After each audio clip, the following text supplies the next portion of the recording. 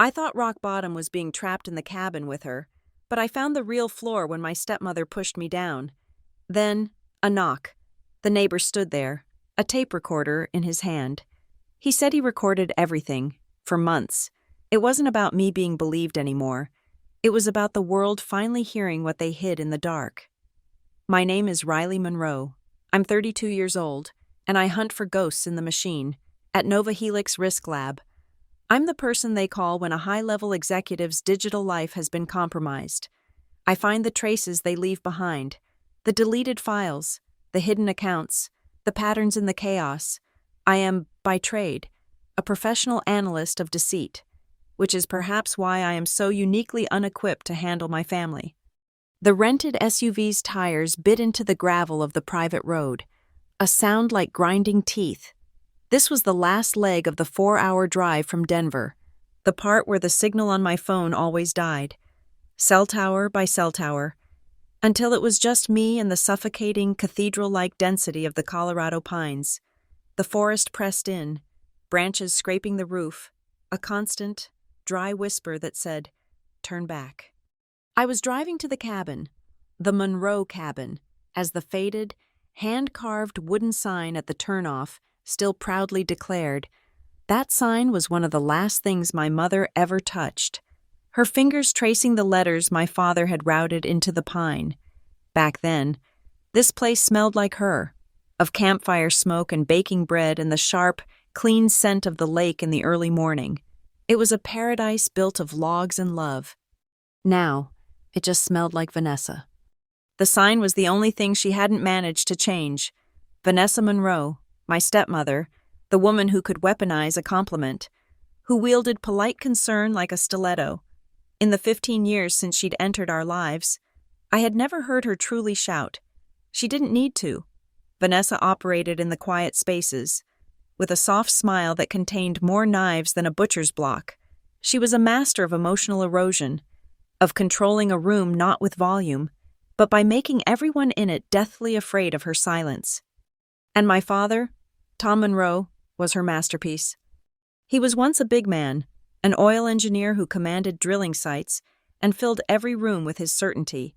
Now, his health was a fragile, brittle thing. After 2 minor strokes and a heart scare, he had shrunk. He was a man held hostage by his own failing body, and Vanessa was his smiling, efficient warden. She managed his pills, his appointments, his diet, and most critically, his finances. He was, in every sense of the word, dependent, a willing hostage who had long ago convinced himself the bars were for his own protection. My visit wasn't social. It was a summons, disguised as a plea for reconciliation. My phone, which still had 1 bar of service, vibrated on the dash. I'd pulled over to look at the text from my dad an hour ago, but the words were burned into my screen. "Don't be defensive. Vanessa just wants to talk. One weekend." Not, "I miss you." Not, "How is work?" Not, "Are you okay after our last phone call?" Just a command, preemptively blaming me for the conflict he knew was coming. Don't be defensive. It was his way of saying that I was the one bringing the weapons, when I was the only one who ever left this place bleeding. The last time we spoke, I had tried to ask him about some odd movements in a joint account, a question my job trained me to ask, and Vanessa had taken the phone, her voice dripping with sugary pity, explaining that I was confusing him and upsetting his blood pressure. The call ended with me listening to a dial tone. The road finally opened up, and the trees parted to reveal the lake. It was dusk. The water was a flat sheet of polished steel, reflecting the bruised purple and orange of the sky, and there, across the small expanse, was the only other house on this water, the neighbor's cabin. I slowed the car, the gravel crunching to a stop. I barely remembered them. A quiet man, maybe a writer or an artist, who had bought the place about 10 years ago and mostly kept to himself. But his lights were on, and as I watched, a silhouette emerged from his cabin and stood on the porch, hands in pockets, just standing, facing my direction, facing our cabin. A cold knot tightened in my stomach. It was probably nothing, a man enjoying the sunset, But in this place, everything felt like surveillance. He seemed to be waiting for something. My hand hovered over the gear shift. I could put the car in reverse. I could be back on the highway in 20 minutes. I could be in my sterile, quiet apartment in Denver by midnight, safe among my laptops, where the only ghosts were the digital ones I was paid to find. Go! The voice in my head was not my own. It was Amelia, my lawyer. I'd met with her last week, not as a client, but for advice as a friend of a friend. I had laid out the last 5 years, the subtle isolation of my father, the accidental misdirection of his mail, the helpful consolidation of his assets under Vanessa's name. Amelia was blunt. "They are painting you as the hysterical, avoidant child," she said, tapping her pen on her legal pad. "Every time you refuse an invitation, every time you hang up, you feed their narrative, that you're unstable, that you're the problem.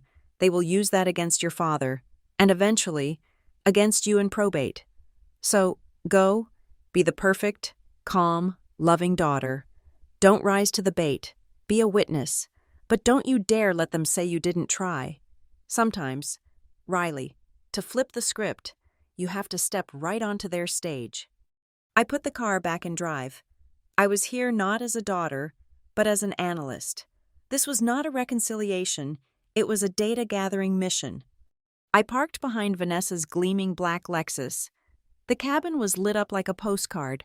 Warm, golden light spilled from every window, making the log walls glow. The chimney puffed a perfect plume of white smoke.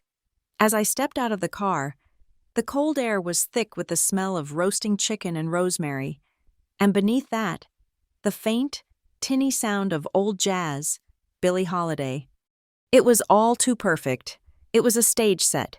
This was Vanessa's Welcome Home, we're a happy family production, and every detail was designed to disarm, to make me the ungrateful, cynical intruder if I didn't play my part. The front door swung open before my foot even hit the first step of the porch. "She's here," Vanessa's voice trilled, a bright, artificial bird call. She stood in the doorway, framed in light, wearing a cream-colored cashmere sweater and a smile that did not, and had never, reached her eyes. "Riley, darling, we were so worried you'd gotten lost in the dark." She moved in for the hug. It was a brief, brittle embrace, all cashmere and sharp collarbones. She smelled overwhelmingly of expensive perfume and a faint, acrid whiff of hairspray. She pulled back, her hands gripping my arms, her gaze sweeping over me in a rapid, cold assessment. "That's a beautiful coat. You must be doing so well." The compliment landed, and I waited for the inevitable pivot. "It's just wonderful you could tear yourself away. We've missed you so much." She guided me inside, her hand on the small of my back, an act of steering, not of welcome. "Tom, she's here. Put your things down. Honey, dinner is almost ready." The warmth inside was almost cloying, the jazz louder. My father was in his armchair by the fire, looking smaller than I remembered. He gave me a weak smile, but didn't stand. "Hi, kiddo," he murmured. Vanessa was already bustling, turning down the music. "You must be exhausted," Vanessa said, turning back to me. Her smile was still pinned in place, but her eyes were sharp. "Still single and living all alone with those laptops? It must be so quiet. I worry about you." And there it was, the casual, drive-by inventory of my perceived failings, delivered with the cadence of loving concern. "I keep busy, Vanessa," I said, my voice neutral. "I am a witness. I am calm." "Of course you do. Dear," she patted my cheek, her nails just barely grazing my skin. "Well, your old room is ready for you. Go on up, freshen up before we eat." I picked up my duffel bag, my knuckles white on the strap. I nodded to my father, who was already looking back into the fire. I walked up the familiar, creaking stairs to the small loft room that had been mine since I was a child. It was cold. The rest of the house was an oven. But up here, the air was frigid. She'd probably closed the heating vent, a small, petty assertion of control. I dropped my bag on the quilt. I didn't bother turning on the main light. I walked straight to the single window, which overlooked the dark expanse of the lake. I looked for the neighbor's cabin. The lights were still on, and as I stood there, watching, a bright, powerful beam of light suddenly cut through the darkness from their porch. It wasn't a flare, it was just a floodlight, the kind someone turns on to see their walkway. But it felt like an eye-opening. It felt like a spotlight turning on, aimed directly at the Monroe cabin. A shiver ran down my spine that had nothing to do with the cold. Amelia was wrong about one thing. I wasn't just a witness. Here, in this house, I was a subject, but as I stared at that distant, steady light, I had the sudden, chilling feeling that for the first time, we were not the only ones watching. The cold from the loft room was absolute, but it had nothing on the chill of the silence downstairs. I was 13 years old, and my father was introducing me to the woman who would replace my mother. Her name was Vanessa. She was all bright smiles, floral perfume, and a voice that sounded like warm honey. She cupped my face in her hands, her nails perfectly maniced, and told the room I was the most beautiful, solemn child she had ever seen. "We are going to be the best of friends, Riley," she'd said. That was the public version. The private version started an hour later. When she found me in my room, she tutted, her smile still in place. "Honey, we have to talk about these curtains. They are so drab. Don't worry, I'll teach you about style. You have so much potential. It's a shame to let it go to waste." My mother had been dead for 5 years. 5 years of me and my father living in a quiet house of grief, where I had unconsciously taken on the role of the perfect, low-maintenance child. I got straight A's. I cleaned my room without being asked. I never cried where he could see me. I was trying to be so perfect, so flawless, that I could fill the cracks in his life that my mother's illness had left behind. I was desperate to make him happy, to make sure he was never disappointed in me. Vanessa saw that desperation, and she used it. She never, not once, laid a hand on me when I was a teenager. She was far too sophisticated for that. Her violence was psychological, delivered in 1,000 tiny cuts. She would praise me in front of my father, then correct me in private. "That's a lovely dress, Riley. But a young lady never wears stripes. It makes your hips look, well, you understand." She operated through comparisons, not to other children, but to a hypothetical, better version of me that I could never seem to become. She began a subtle campaign of isolation, telling neighbors and friends from church that I was breezy or struggling with my mother's passing. Even all these years later, "Riley is just so sensitive," she would sigh, loud enough for me to hear.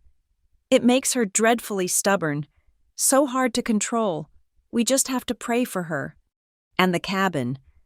She took the cabin from me. It had been my sanctuary. It was the one place I felt close to my mother.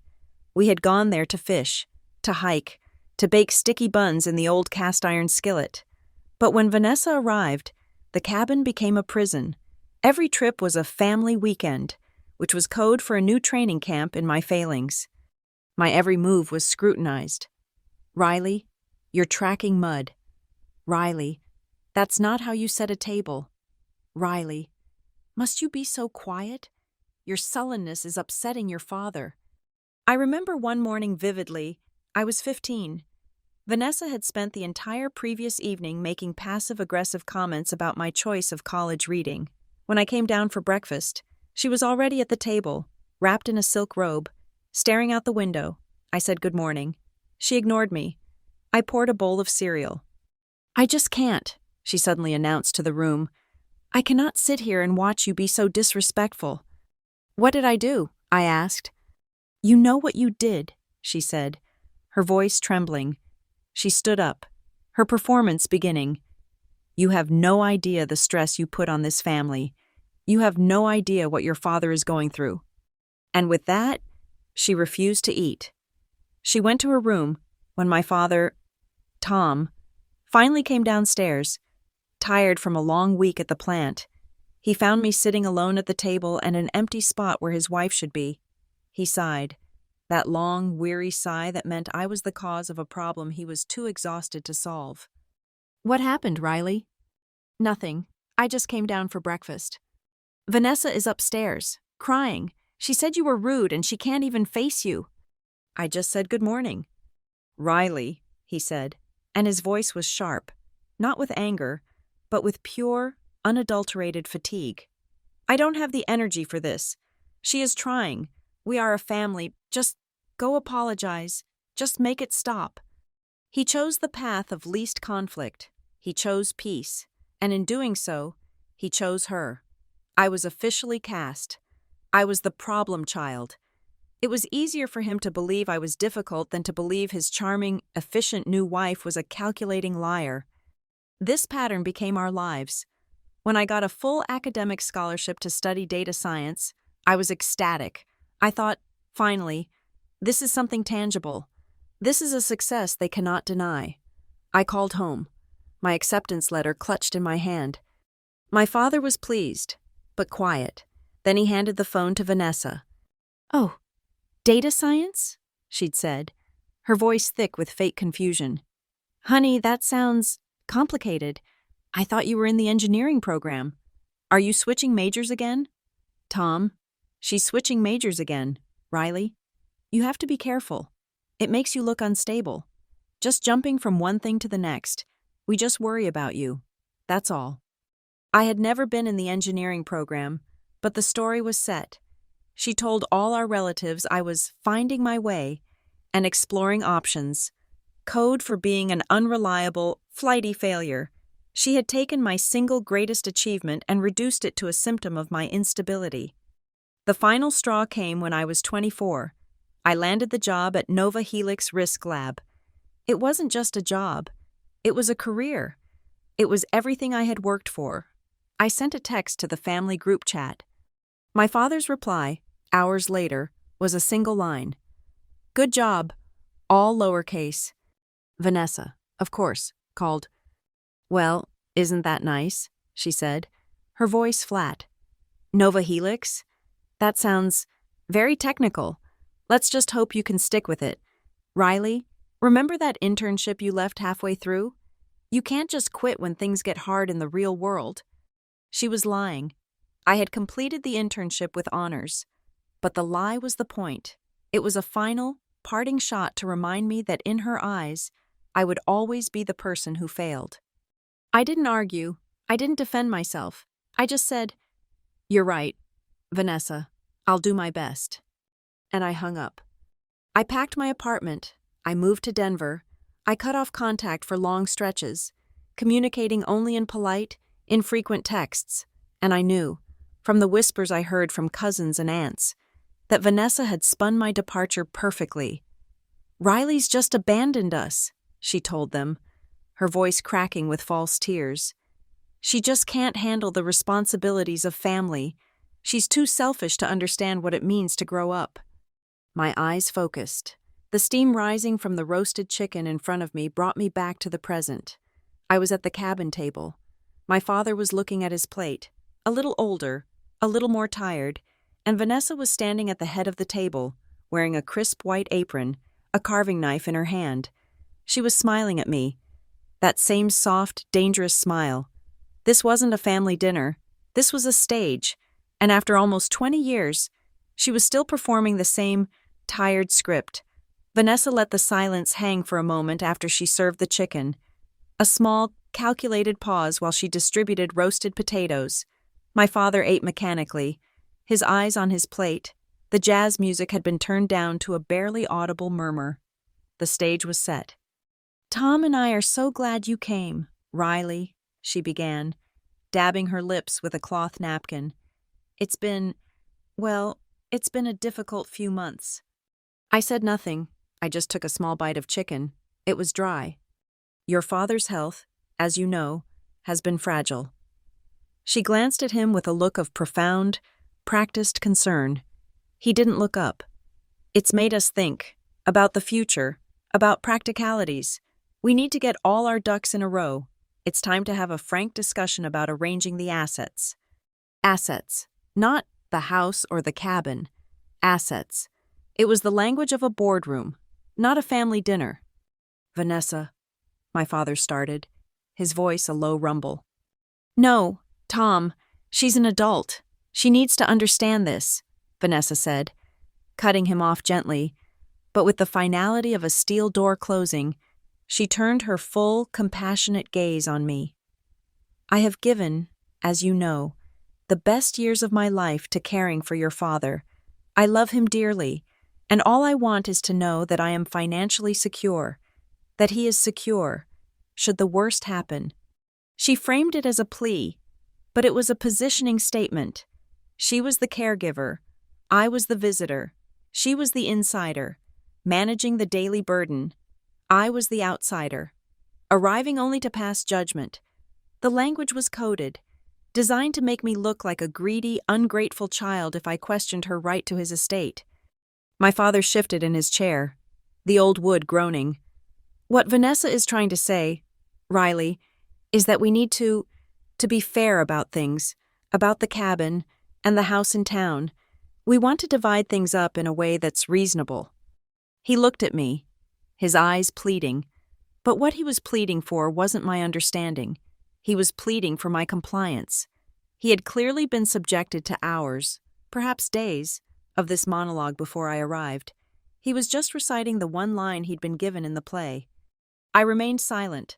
I kept my expression neutral, my hands resting on the table, but in my head, the tumblers were clicking. At Nova Helix, my specialty is rooting out elder financial abuse and sweetheart fraud. I've analyzed hundreds of cases. I've seen the digital footprints of caretakers who systematically isolate their wards. I've read the emails, full of manufactured crises and feigned affection, all designed to gain power of attorney. I've traced the small, seemingly innocent bank transfers that bleed an estate dry, long before the will is even read. What Vanessa was doing, the script she was reading from, wasn't just similar to those cases. It was identical. The "I've sacrificed everything" narrative. The "we need to simplify things" proposal. The frank discussion that was anything but. She was textbook. They just thought I was the girl who was good with computers. They had no idea that I spent my days building legal cases against people exactly like her, cases involving millions of dollars. They had no idea what I was really capable of. "Which is why," Vanessa continued, pulling a sleek leather-bound folder from the sideboard beside her, "I had our lawyer draw up some draft proposals." She slid the folder onto the table. Next to the gravy boat, it was a theatrical, casual gesture.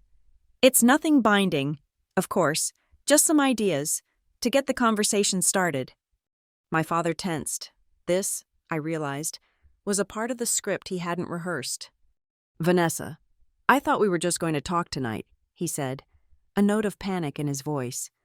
"We are talking, darling. This is just visual aids." She smiled at him, a bright, reassuring flash of white teeth. "Now, Riley, I want you to look at this with an open mind.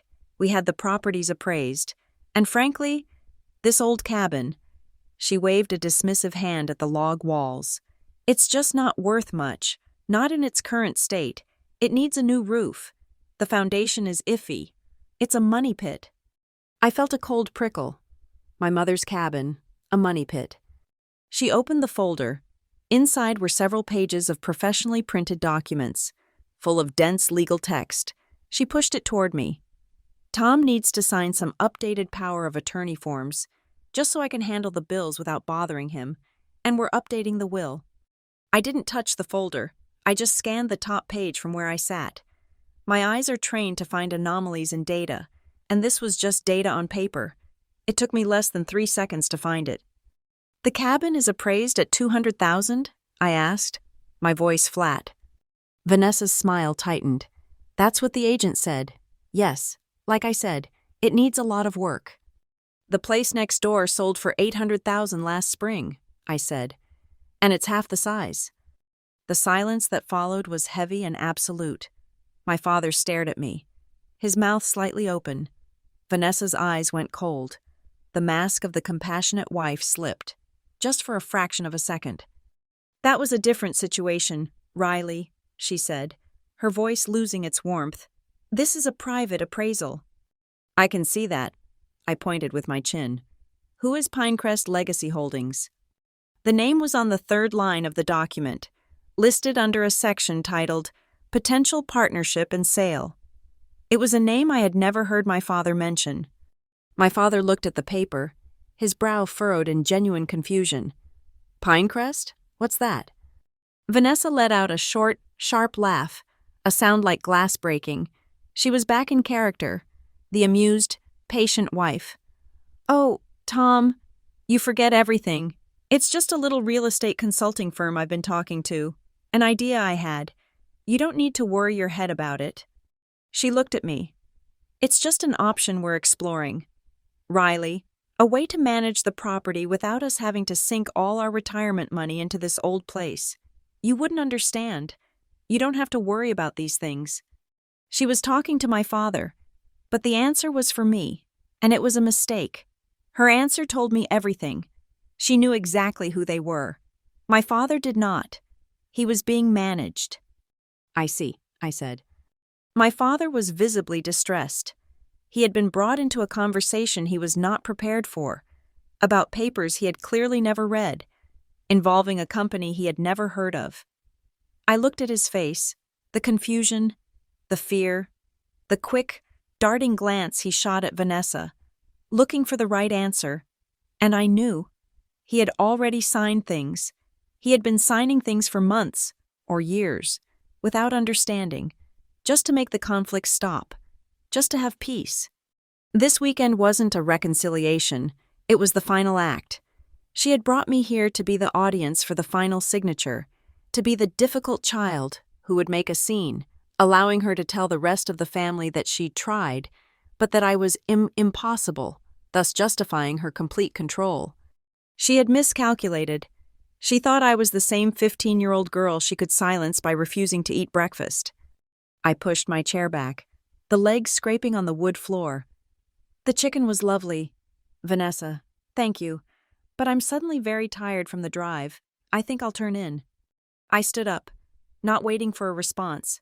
I wouldn't look at the papers. I wouldn't engage on her terms.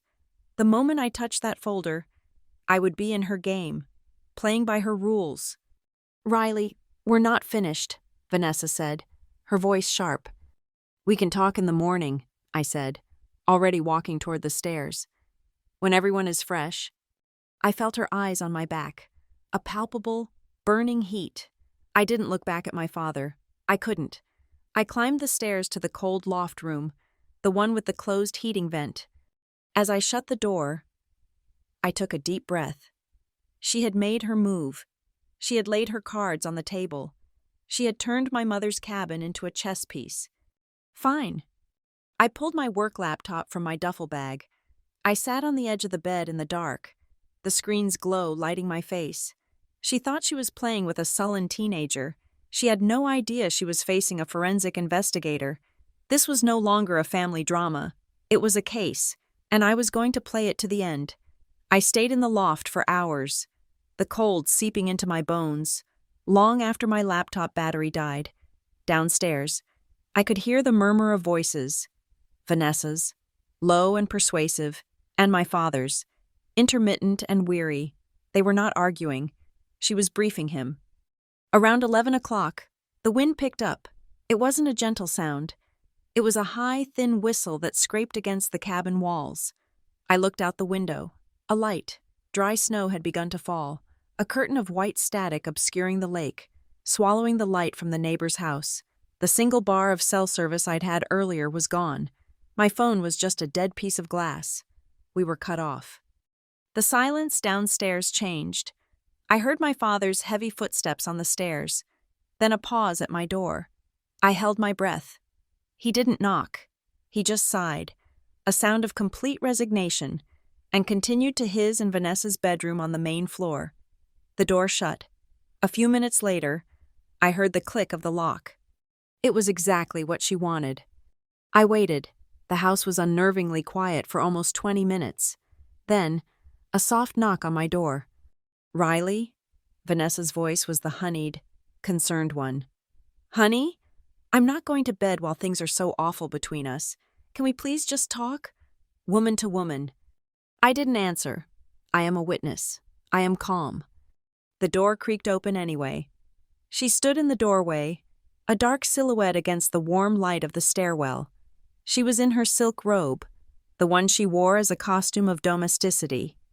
"This room is freezing," she said, her voice laced with manufactured sympathy.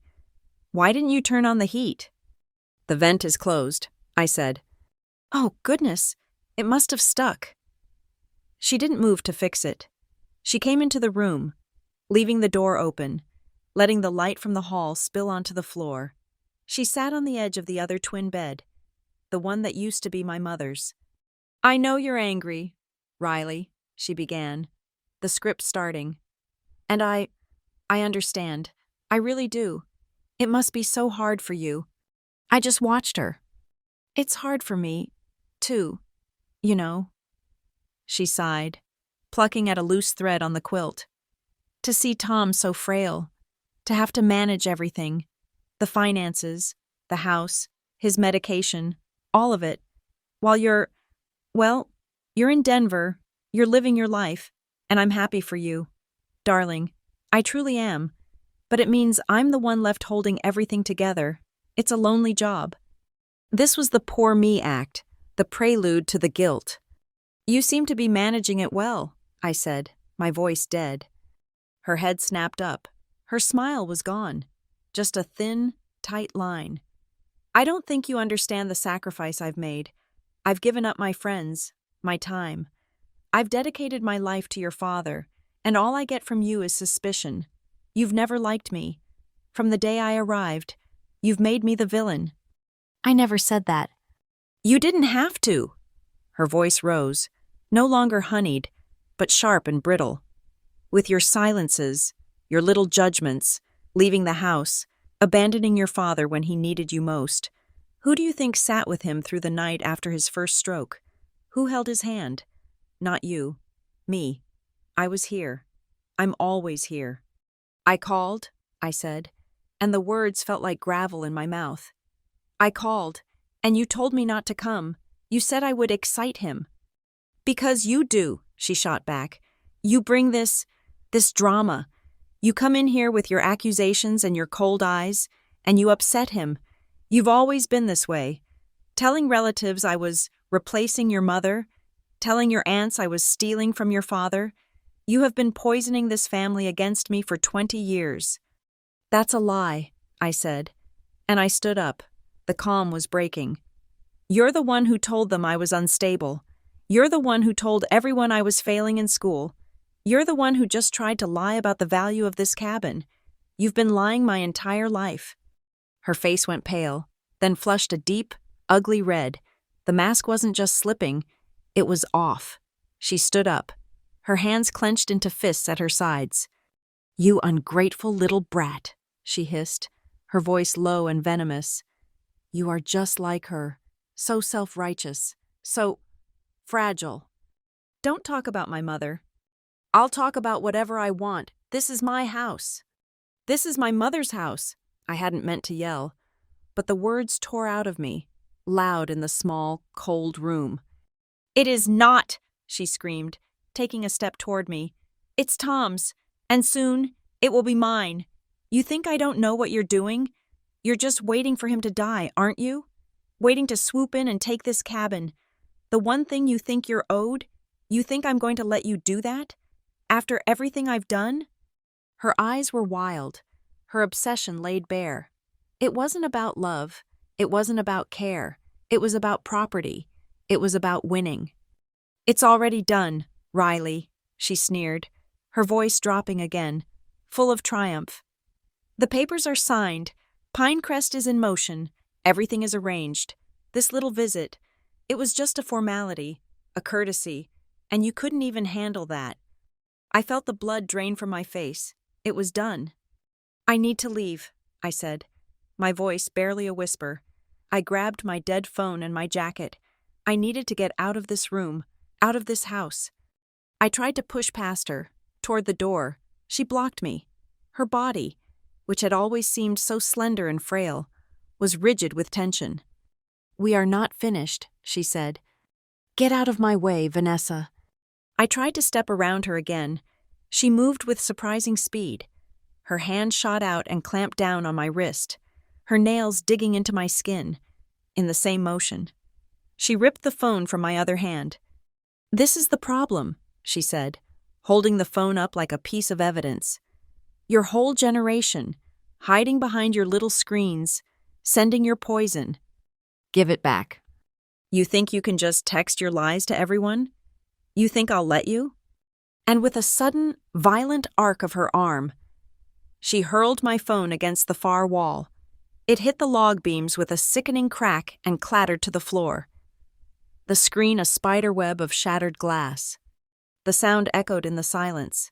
It was the first time she had ever crossed that line. The first time the violence was not just words. I stared at the broken phone, my link to the outside world, my ability to call for help, gone. "You're crazy," I breathed, backing away from her. "I'm crazy?" Her laugh was a high, thin shriek. "You're the one who's crazy, Riley. You've always been the crazy one, the emotional one, the one who attacks people." She was advancing on me. I retreated until my back hit the wall. "You are so good at being the victim," she whispered, her face inches from mine. Her breath was hot and smelled of wine from dinner. "You love it, don't you? All that pain you carry around.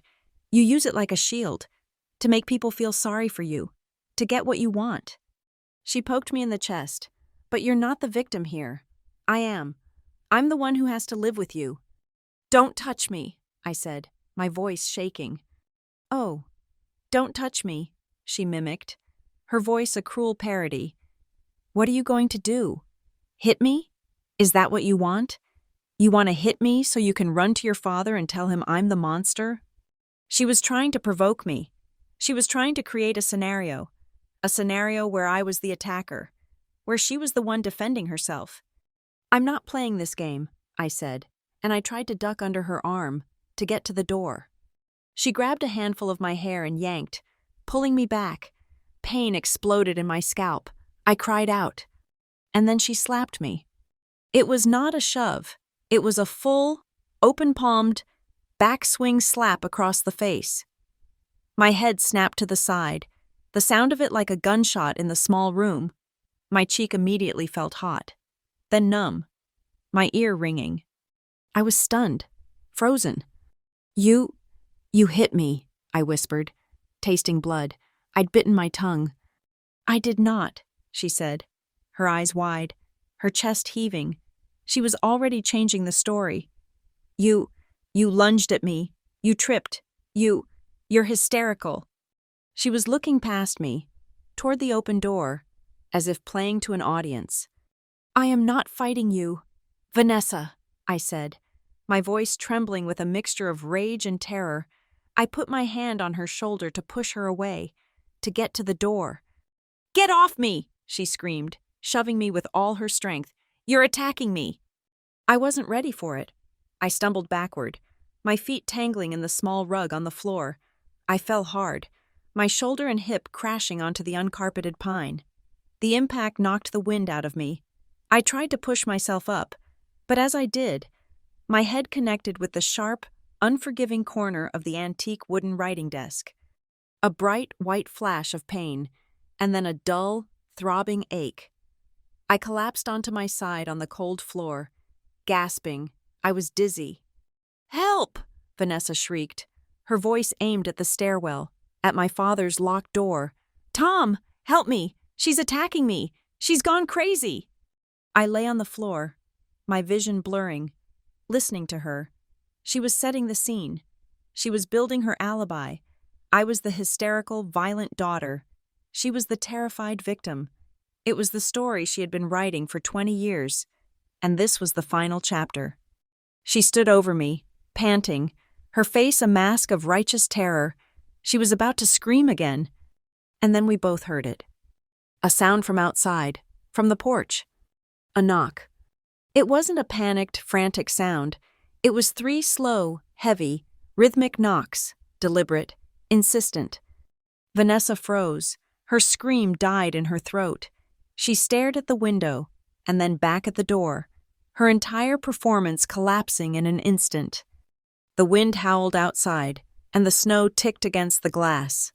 Another 3 knocks, louder this time. And then, a man's voice, incredibly calm. It cut through the thin walls of the cabin as if he were standing right next to us. "Tom? Vanessa? Is everything okay in there? I heard quite a bit of noise, and so did my recorder." The silence in the loft was absolute, broken only by the sound of the wind and Vanessa's ragged breathing. The knock came again, heavier. The voice from the porch had been clear. My father's door flew open. "What in God's name is going on?" he yelled, his voice thick with sleep and medication. "Vanessa? What is that? Who is that?" Vanessa didn't answer. She was a statue, her face a mask of waxy horror, staring at the stairwell, and by extension, the front door below. Her entire performance, the attacked victim, had evaporated. This was not in her script. "Riley," my father called out, his voice now high with panic. "Are you okay?" I couldn't answer. I was still on the floor, my head throbbing, my cheek burning where she'd hit me. I just stared at Vanessa, watching this new, unfamiliar emotion play out on her face, pure, unadulterated shock. We heard footsteps on the wooden porch, then a final, authoritative knock. "Vanessa Monroe, I know you're in there," the calm voice called again. "You should probably open the door. The snow is picking up." "Tom, stay there!" Vanessa suddenly shrieked, finding her voice, but it was a different one. It was the voice of a cornered animal. "Don't come out! Riley, she was buying time, trying to find a new story that included this interruption. The front door, the heavy oak door downstairs, creaked open. We all heard it. He hadn't waited for an invitation. "Hello?" The man's voice called up the stairs. "I'm not coming in further, but Mrs. Monroe, your neighbor is on the porch. He's asking for you." My father, confused, stumbled out of his room in his pajamas.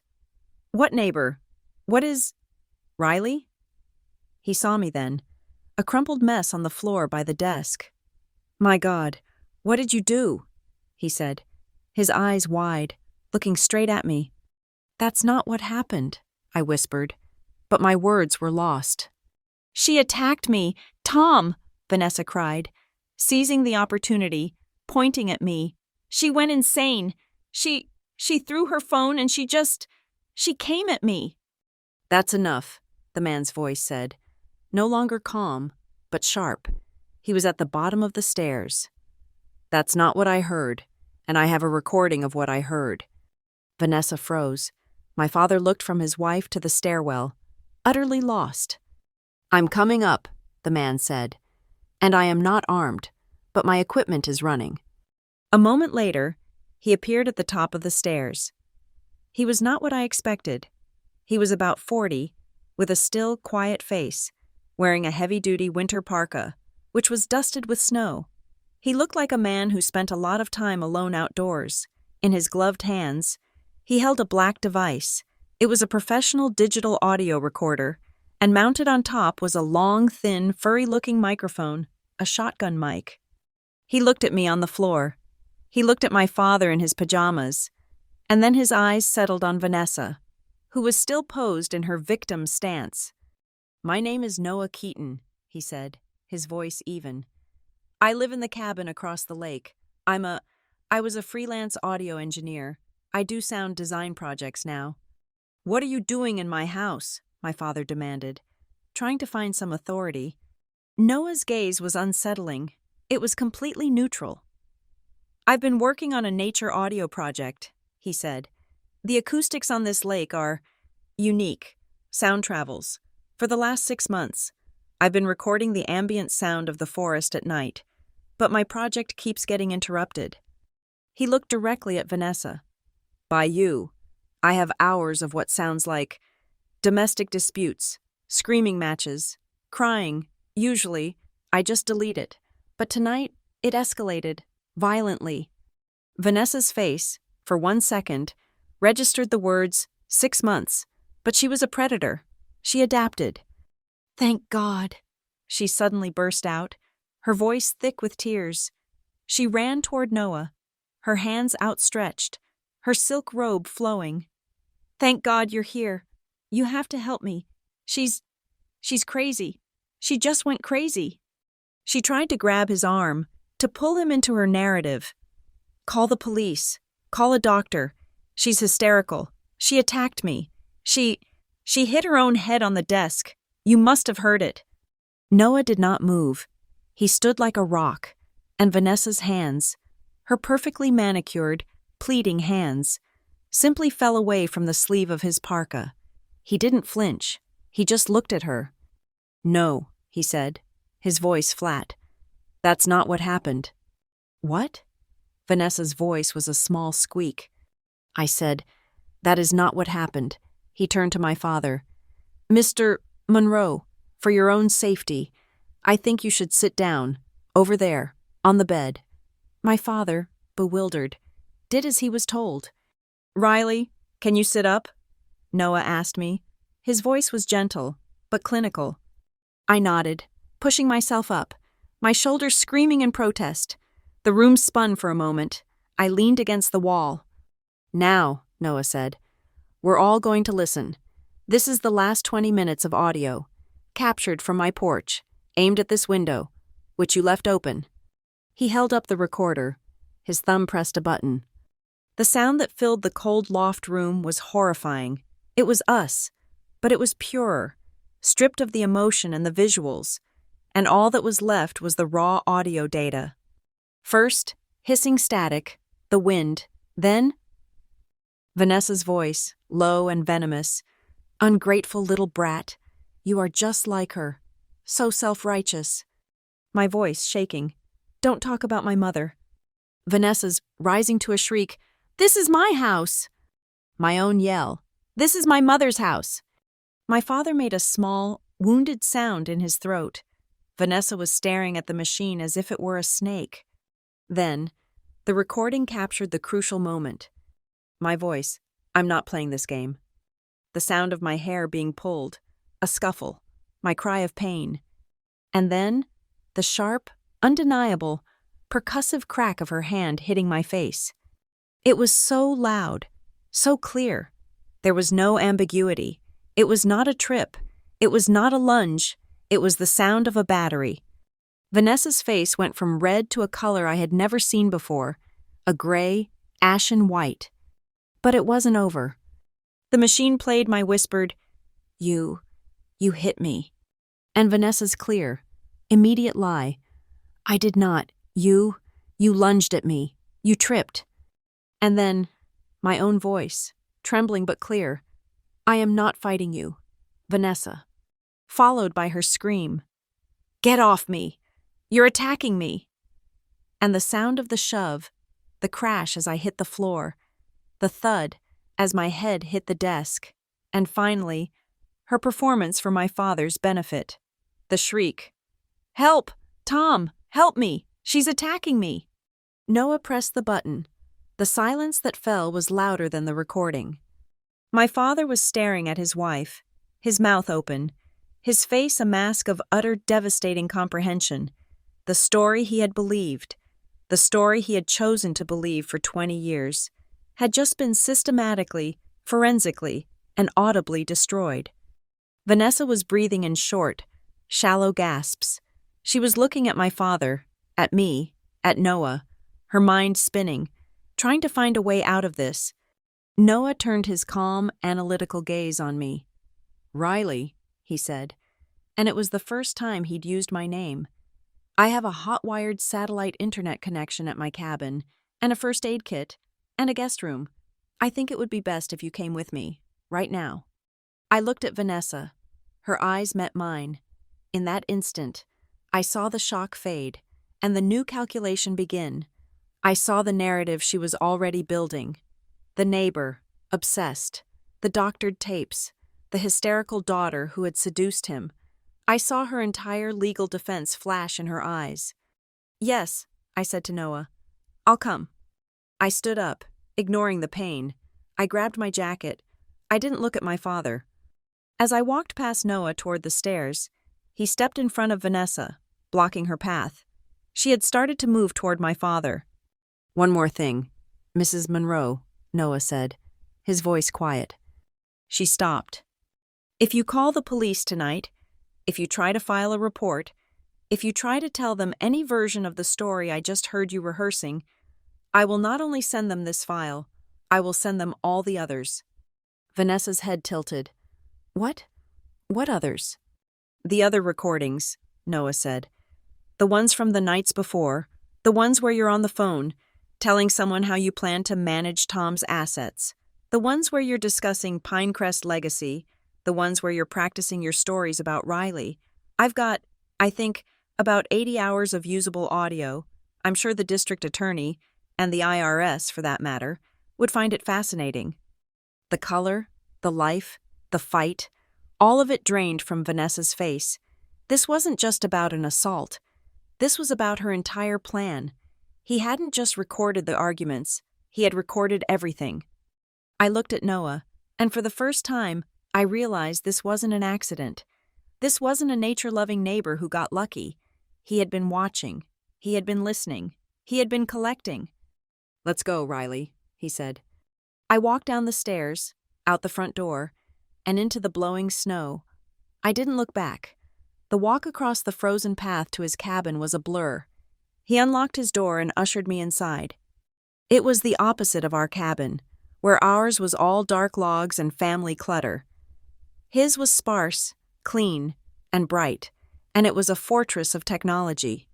In the center of the room, on a long workbench, were 2 high-end laptops, a bank of hard drives, a mixing board, and several sets of expensive headphones. It wasn't a sound design project, it was a listening station. He closed and locked the door, the heavy deadbolt sliding home with a solid, final thunk. He turned to me, his expression unreadable. "There's something you need to know. Riley," he said, pulling off his gloves. "I don't just record nature, I record the things people think no one else can hear." Noah's cabin was intensely quiet. The only sounds were the persistent howl of the wind outside and the low, steady hum of his electronic equipment. He directed me to a chair, not a comfortable armchair like my father's, but a steel-framed office chair. He moved with an efficient, quiet energy, first retrieving a comprehensive first aid kit from a cupboard. He inspected the gash on my head under a bright desk lamp. His touch was clinical, impersonal. "This needs cleaning. It's not deep enough for stitches. I don't think, but it's going to hurt." As he worked, applying antiseptic that made me hiss in a sharp breath, he spoke. "I make coffee. It's strong. You should have some." I just nodded, my head throbbing, my mind racing. He was right. The coffee, when he handed it to me a few minutes later, was black, bitter, and scalding hot. It felt like an antidote. "Why?" I finally asked, my voice hoarse. "Why record us?" He sat across from me at the workbench, not in a chair, but on a stool, as if he were about to start working. He sighed his own coffee. "I told you, the acoustics, sound carries over the water. At first, it was just noise. It annoyed me." He clicked a mouse, and a complex audio waveform appeared on one of his large monitors. "But I used to work in forensic audio, not for the police, but for civil firms, uncovering corporate espionage, listening to things I wasn't supposed to hear. You develop an ear, not just for words, but for intent." He hit play. A voice filled the room, Vanessa's. But this wasn't the screaming harridan from the loft. This was her calm, persuasive, business voice, the one she used on the phone. The file was dated 3 weeks ago. No, he's fine," she was saying, a little laugh in her voice. "He's just tired. Tom just wants this all to be finished. Just sign it all, and let's be done with it. You know how he is. And frankly, Riley doesn't even need the cabin. She never comes here." Noah clicked again. A new file, my father's voice, weary and thin. "Don't know. Vanessa, it feels wrong, not telling her. And Vanessa's reply, sharp and impatient. Telling her what? That we're securing our future? Don't be ridiculous. Tom, she's not a child. She has her own money. This is for us. After all I've done, I've earned this. I've earned this security. Each recording was a small, perfect piece of the puzzle. Each one, a brick in the wall of her long-term campaign. Then, Noah played the one that made my blood run cold. It was Vanessa, talking to a man whose voice I didn't recognize. It was tinny, like a phone call on speaker. As long as his signature is on the transfer to Pinecrest Legacy Holdings, the man's voice said. And we get that power of attorney filed. By the time she's aware of it, the assets will already be shielded. She can't do anything. And Vanessa's voice, clear and triumphant. Good. She's not going to know until it's far too late. She never saw me as anything more than a housewife. She has no idea. Pinecrest, the name from the document. This wasn't just an idea she was exploring.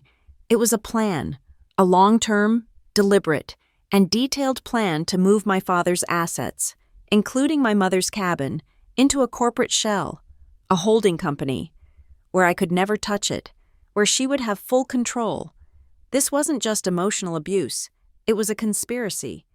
She's been at this for a long time, Noah said, stating the obvious. I started isolating her voice from the background noise about 4 months ago. At first, I thought, like I said, it was just a domestic dispute. But the more I listened, the more it sounded structured. It sounded like a case I worked once, elder financial abuse. So I kept listening, and I kept backing up the files.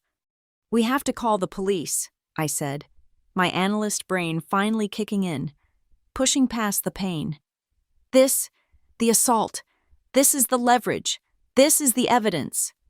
I moved to grab my coat, as if to find a phone that wasn't shattered. No. Noah's voice stopped me. Not we, and not yet. Not like that. What are you talking about? He has to be stopped. He stood up and walked to the window, looking out into the white-out conditions. Riley, what do you know about Twin Pines? It's a small town. My father knows everyone. Exactly. Your father knows everyone, including Sheriff Brody. They've been hunting partners for 20 years. They have a deer processing weekend every fall. Brody's son got his first job on one of your father's old engineering sites, as a recommendation. He turned back to me, his face grim. If you call the local police right now, do you know what happens? Brody himself, or one of his deputies, will drive up here. He'll see your father, his old friend. He'll see Vanessa, the charming, frantic wife, and he'll see you, the difficult daughter from the city, with a story about audio recordings. What do you think he calls this? He calls it a family spat.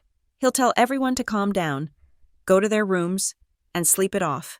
And in the morning, the report, if one is even filed, will be buried, and Vanessa will know exactly what you've got. He was right. I knew he was right. I had seen this pattern 100 times in my own case files. The local network, the good old boys closing ranks. So what do? I whispered. We do nothing?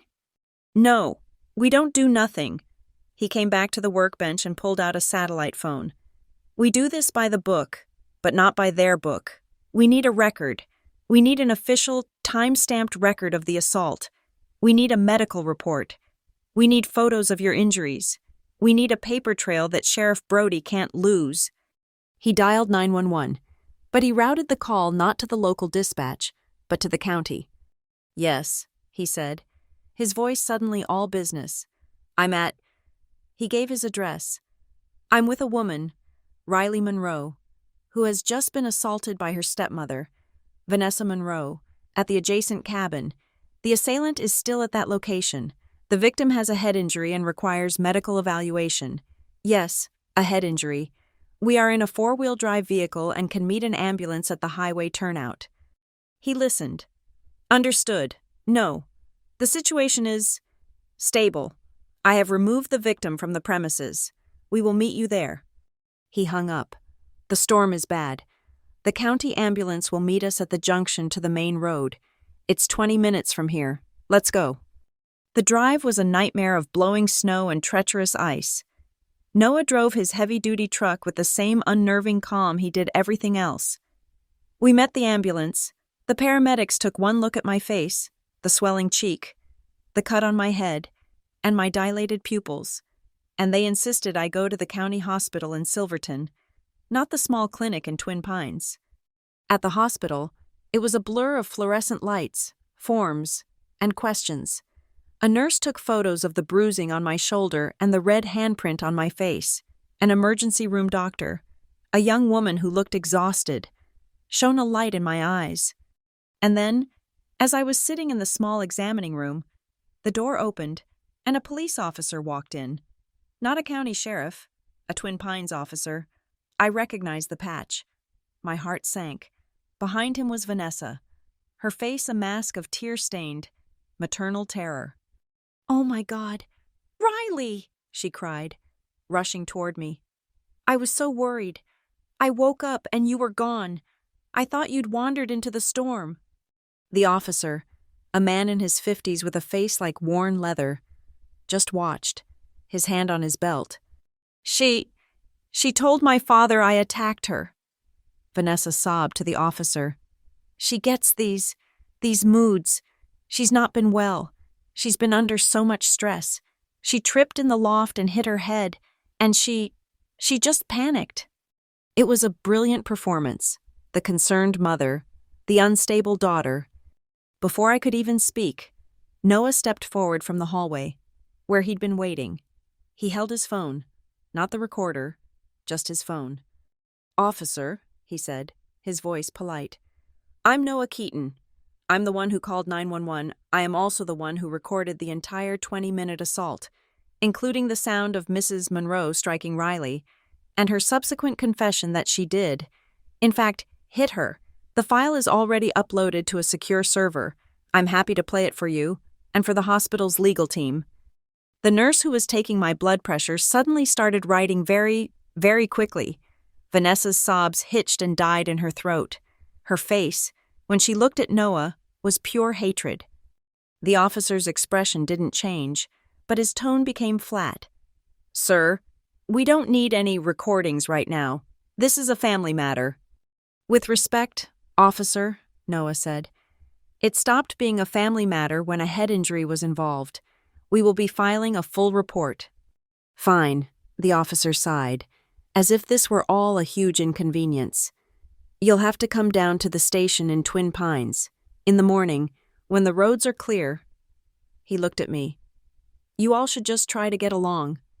He then escorted a suddenly silent Vanessa out of the room, advising her to go home and get some rest. I was alone with Noah. The doctor discharged me an hour later with a diagnosis of a mild concussion and soft tissue trauma. Noah drove me, not back to the lake, but to the only motel in Twin Pines that was open this late. He paid for a room in cash. "You can't go back there," he said, "and you can't stay with me. They know who I am now. You're safer here, in public." He handed me a small, encrypted USB drive. "This is a copy of everything from the last 48 hours, the assault, the dinner conversation, everything, the rest, the 80 hours, is safe. I'll get it to you." He paused at the door. "That officer, he'll tell Vanessa that you're here. He'll tell her you have no evidence but your word. They'll try to get their story straight. Let them—" He looked at me, his eyes analytical. "You were right to be afraid of the local cops. If you want justice, you're going to have to go around them, hard. I've given you the data. What you do with it is up to you." He left. I locked the flimsy motel room door. I sat on the lumpy bed, the 1970s-era comforter scratching my legs. My head ached. My body was bruised. But my mind was crystal clear. I pulled my work laptop from my duffel bag, the one I'd had the presence of mind to grab. I plugged it in and used the motel's terrible, unsecured Wi-Fi. I ignored the USB drive for now. I didn't need it.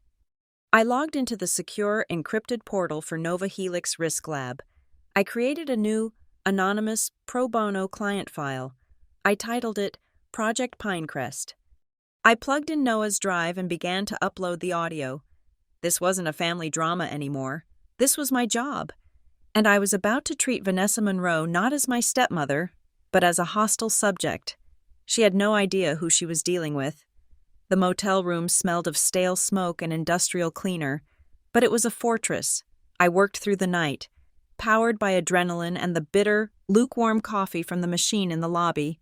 The throbbing in my head was a dull, steady drumbeat, a rhythm to work to. My Nova Helix credentials gave me access to a suite of proprietary forensic tools that weren't available to the public. I dragged Noah's audio files, the 80 hours he had couriered over on a fresh drive, into our audio analysis platform. It was designed to sift through digital noise, to isolate voices, to find patterns in background chatter. I started by running a filter on the files, isolating Vanessa's voice signature. Then I cross-referenced it with another signature, a man's voice, not my father's, that appeared repeatedly in phone call recordings. I found the first one in a file dated 3 weeks ago. The wind was high, so I had to clean the signal, stripping away the hiss of the pines until only the voices remained. It was Vanessa, speaking on her cell from the cabin's porch. "He'll sign whatever I put in front of him, Elliot," she was saying, her voice a low, confident murmur. "He's just tired of fighting." A man's voice, tinny and professional, came back. "And you're sure about the daughter? She won't contest the power of attorney?" "Riley?" Vanessa let out a short, sharp laugh, the same laugh I'd heard at dinner. "She won't even know until it's done. As long as Pinecrest is the named beneficiary on the trust, she'll have no legal claim to the assets. The contract is solid, right? You drafted it tight." "Ironclad," the voice, Elliot, confirmed. "He'll be transferring the properties into a new corporate entity. Once he signs, the cabin, the house, the investments, they're no longer Tom Monroe's, they're Pinecrest Legacy Holdings, and you, my dear, are the sole director of that fund." Elliot, a lawyer or a partner, the name was a key. I ran another search, my father's voice, this time from a different file, recorded through the open living room window about 2 months back. He sounded hesitant, his voice thin. I worry, Ness," he was saying. "Riley will wonder what happened. What will she think, knowing the cabin isn't in the family anymore?" Vanessa's reply was a masterpiece of emotional manipulation, a heavy sigh. "Oh, Tom, she doesn't care about the cabin. She cares about her job. She cares about Denver. She doesn't come here. She hasn't. Not really. In years. This is just a piece of wood and glass to her. To us. It's our security. Don't you want me to be secure? Just sign it. When everything is finished, she won't be able to do a thing. It will be over. We can all just be at peace." It was the same word he'd always used. Peace. She had weaponized his greatest weakness. Next, I turned my attention to the entity itself. Pinecrest Legacy Holdings. It wasn't hard to find. My fingers flew across the keyboard, my professional instincts taking over. The company was registered as an LLC in Delaware 6 months ago. Minimal paperwork, maximum anonymity, but they had made a mistake. They had filed for a business license in Colorado, in Twin Pines County. The registered agent on the filing was listed as Elliot Vance. I ran the name, Elliot Vance, a real estate lawyer from Colorado Springs, and a quick search through public social media profiles revealed his connection. A tagged photo from a family reunion 5 years ago. There he was, arm in arm with a smiling, younger Vanessa. The caption read, "So great to see my favorite cousin, Vanessa, and meet her new husband." He wasn't just a lawyer, he was family, her family. I dug deeper into Pinecrest. Its business license was for property management and consulting, but a cross-reference of its known assets, which were few, but all recently acquired, showed a pattern. It was a shell company, buying up distressed or off-market properties in mountain towns, giving them a coat of paint, and flipping them as high-end, luxury Airbnb rentals. She wasn't just securing her future. She was building a real estate empire. using my father's assets as her seed capital. And then I had another, darker thought. I opened a separate, secure browser and logged into my father's email. I still had the password.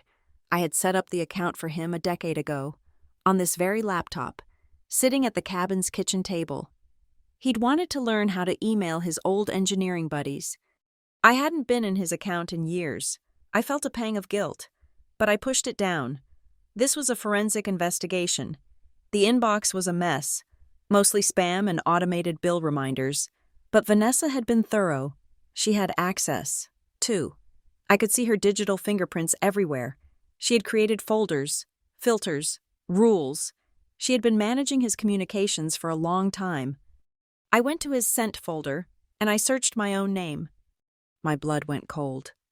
There it was, an email from Tom Monroe to Riley Monroe, dated 1 year ago. The subject line, draft contract, take a look. The body of the email was just one line. Your old dad is lost with this stuff. Can you look this over for me?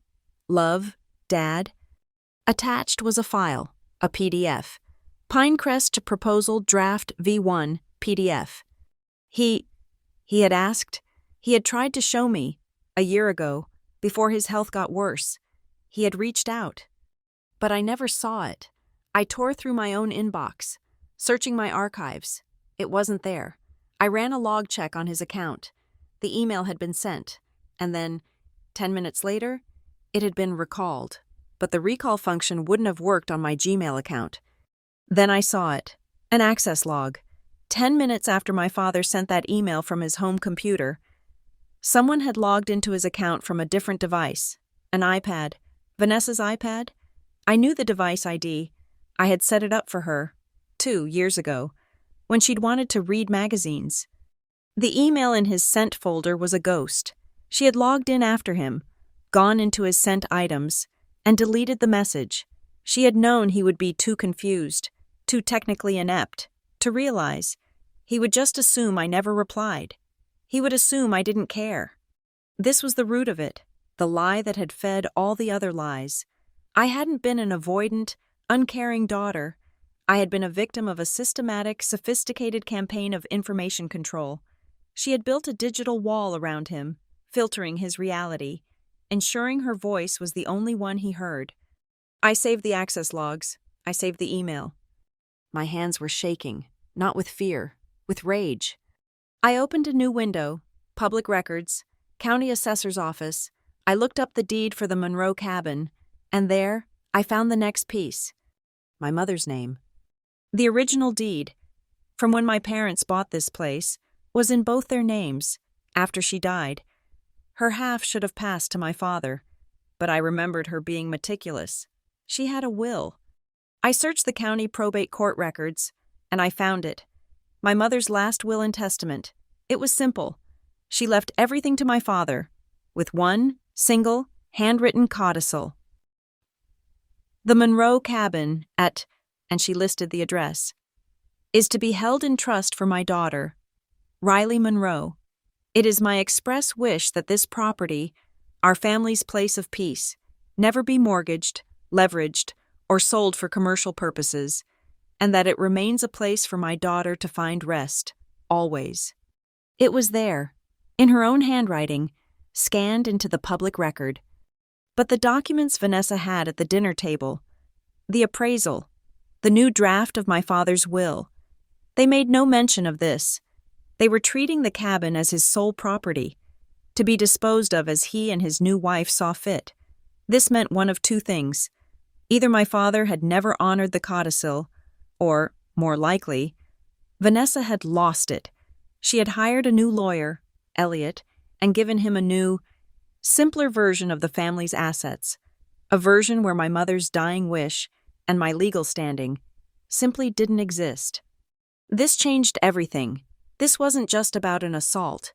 This was about fraud. This was about the intentional suppression of a legal document. I closed my laptop. The sun was starting to tint the dirty motel curtains with a sick, gray light. I had everything. The audio of the assault, the audio of the conspiracy, the digital trail of the fraud, the paper trail of my mother's will. I picked up my burner phone, the one I used for sensitive client communications. I dialed a number in Denver. Amelia Rhodes, attorney at law. A crisp, awake voice said, even at 6 in the morning. Amelia, I said, my voice rough. It's Riley Monroe. We met last week. Riley, she said, her voice sharpened. You went, what happened? I need to hire you, not for advice, as my lawyer, right now. For the next hour, I talked. I was methodical. I laid out the assault, the head injury, the hospital visit, the local police, Noah, the recorder, the 80 hours of audio, the Pinecrest Shell Company, Elliot Vance, the deleted email, the access logs, and finally my mother's will. There was a long silence on the other end of the line. My God. Riley, Amelia finally said. Her voice was no longer that of a friendly acquaintance. It was the voice of a shark that had just scented blood in the water. Send me everything, she said. The audio files, the logs, the scan of your mother's will, the hospital discharge papers. Send it to my secure server. Right now. I'm uploading it as we speak, I said. Good. This isn't a family dispute.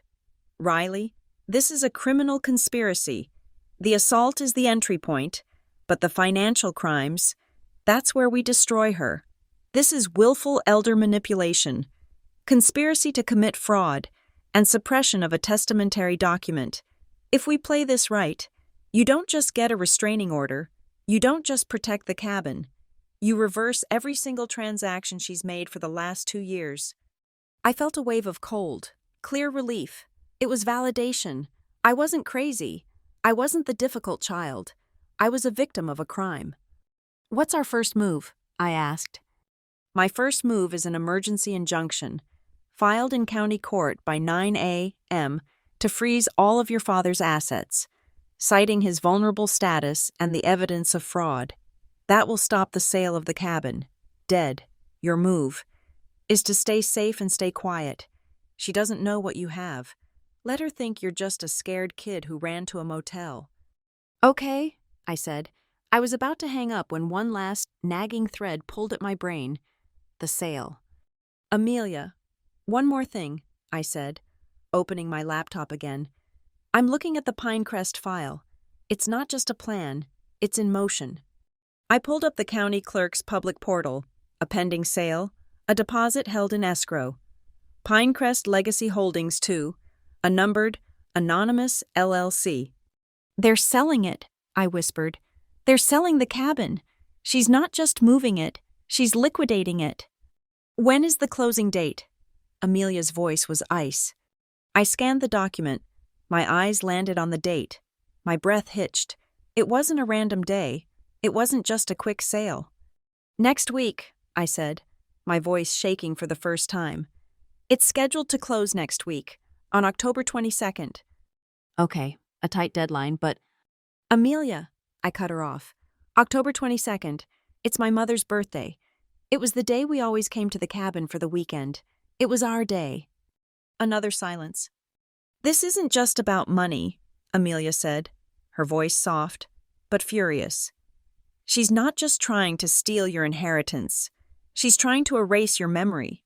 She's trying to salt the earth.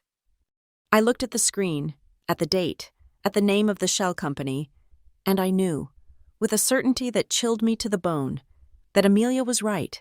This was a war of annihilation, and Vanessa had just made her final, fatal mistake. She had given me a deadline. I left the motel at dawn. For the past 3 days, it had been a command center.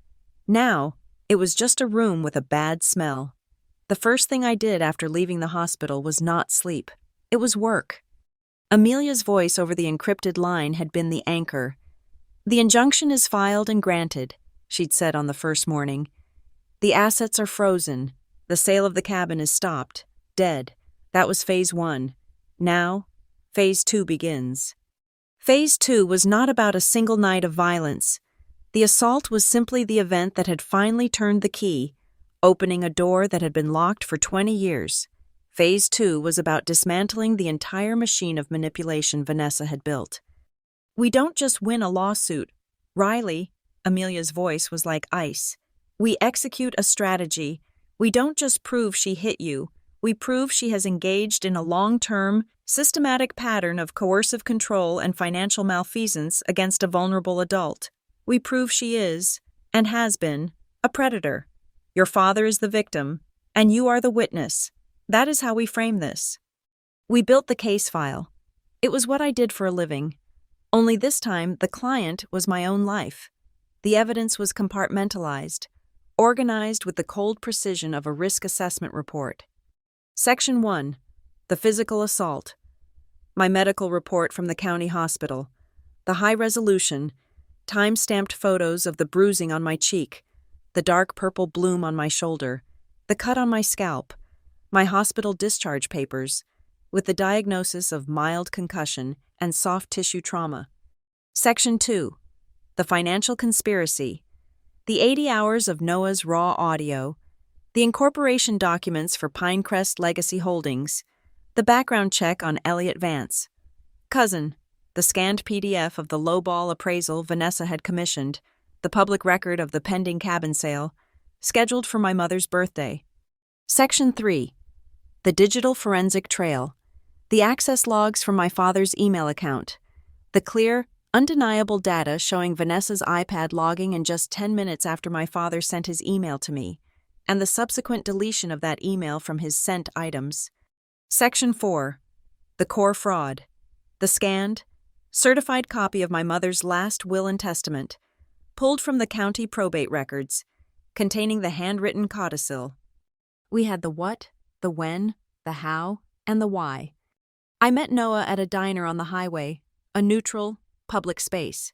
He looked different in the flat, fluorescent light of the restaurant, less like a shadowy savior, more like a deliberate, focused man who was very, very tired of his neighbors. He slid a laptop across the Formica table. "I told you I worked in audio," he said, nursing a black coffee. "It was for a radio program, one of those investigative true crime shows. I learned a lot about audio forensics, specifically chain of custody." He turned the laptop around. He had already processed the 80 hours of audio. Each file was logged, time-stamped, and run through a verification software. He had isolated every file that contained her voice, cross-referenced it with the ambient noise of the wind in the lake, and created a corresponding log sheet. "The files are clean," he said, his voice flat. "No gaps, no edits, no splices. I am prepared to sign a sworn affidavit, under oath, as an expert witness, stating that these recordings are an unaltered, accurate representation of the sounds captured from my property at these specific times. This is not just a recording.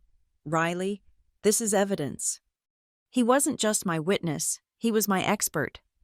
While Amelia worked the legal front, I worked the financial one. While digging through the county assessor's records, I found something Vanessa, in her arrogance, had missed. She was so focused on transferring the asset that she had neglected the liability. There was an outstanding property tax bill on the cabin's parcel of land. It was not a large amount, just a few $1,000s, but it had been overlooked in the flurry of corporate filings and had fallen into delinquency. The county had, as per their automated protocol, put the tax lien up for public auction. It was a digital auction, the kind of automated, obscure, online-only process that no one in Twin Pines, least of all Vanessa, would even know how to find. I did. It was part of my job.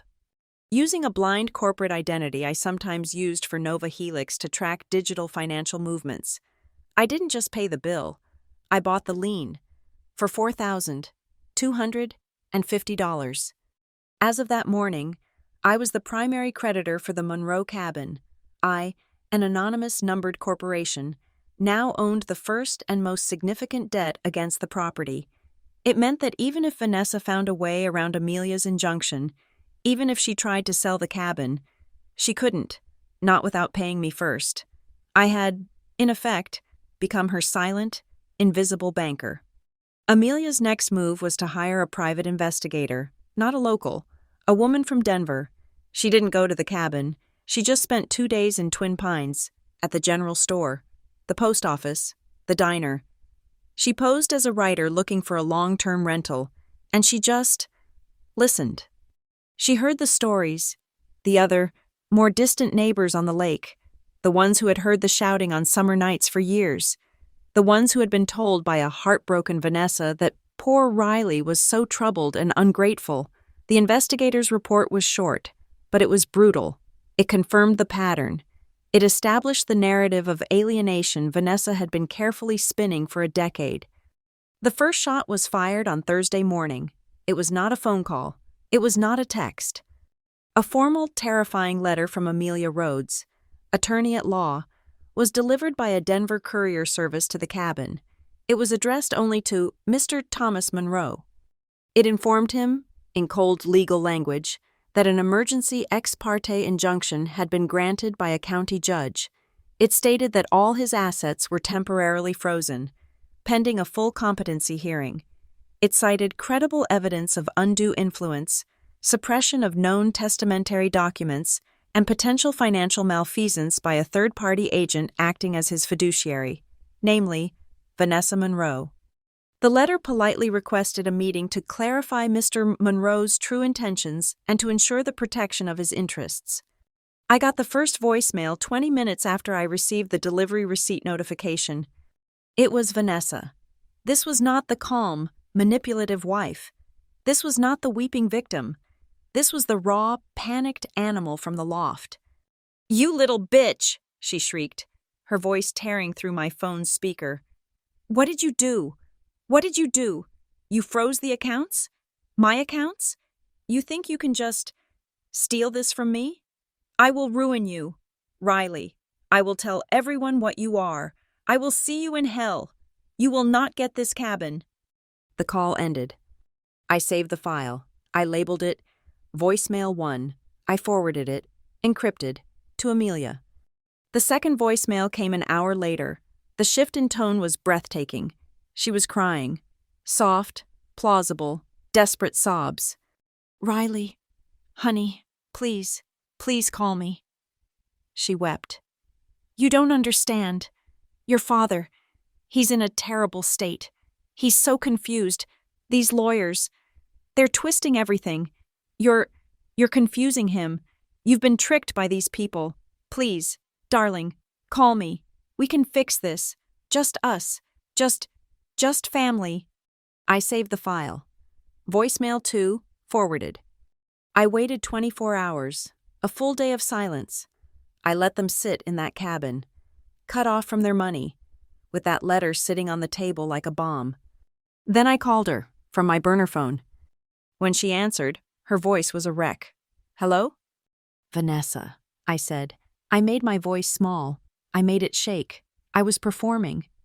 I don't know what's happening. My lawyer, she just did it. She said it was to protect me. I'm scared." I heard a sharp intake of breath. I heard the sound of a hand covering the receiver.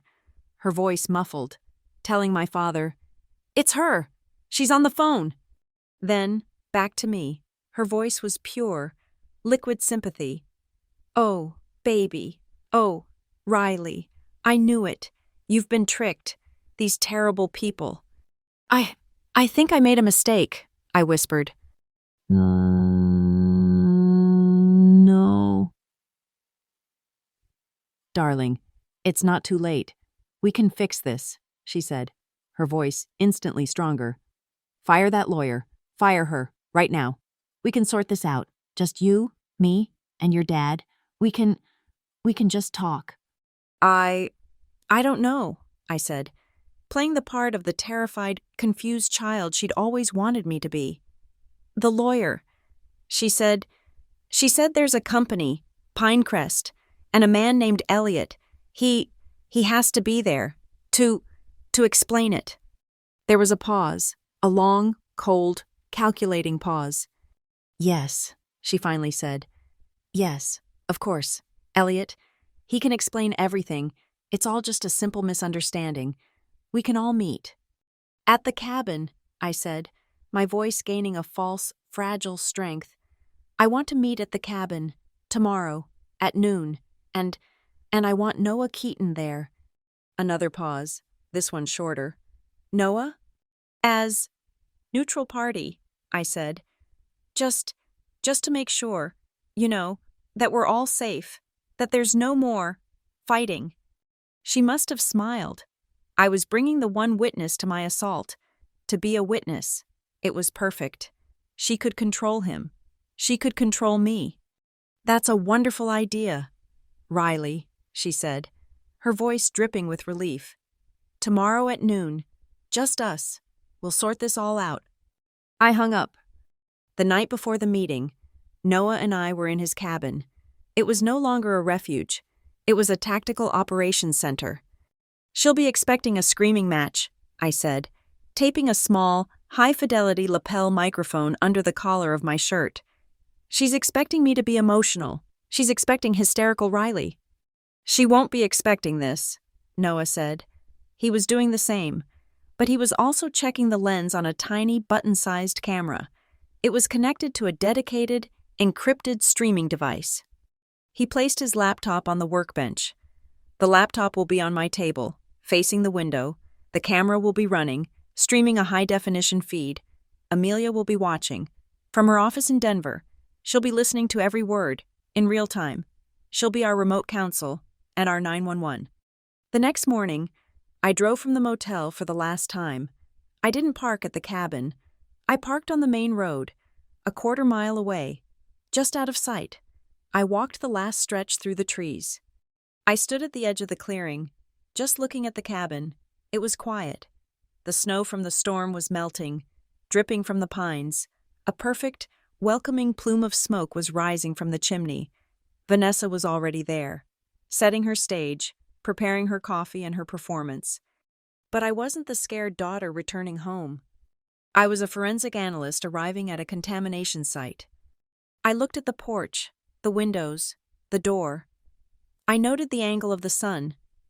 I knew where I would sit, where the light would hit her face. I knew where Noah would place his laptop. I knew where the exits were. I took a deep breath, the cold air burning my lungs. I was not walking in to beg for my mother's house. I was walking in to take it back. The air in the cabin was thick and still, heavy with unspoken things. It was a perfect, sunny day, the kind that made the lake glitter. But inside, the atmosphere was suffocating. Vanessa had, of course, outdone herself. She was dressed in a crisp, white linen shirt and dark slacks, her hair perfect.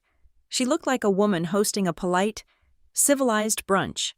A plate of freshly baked scones sat on the coffee table, next to a silver pot of coffee.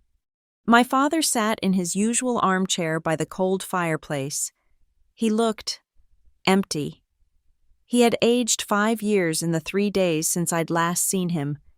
His eyes were hollow. His hands trembled in his lap. He didn't look at me when I walked in, or when Noah followed, carrying his laptop bag.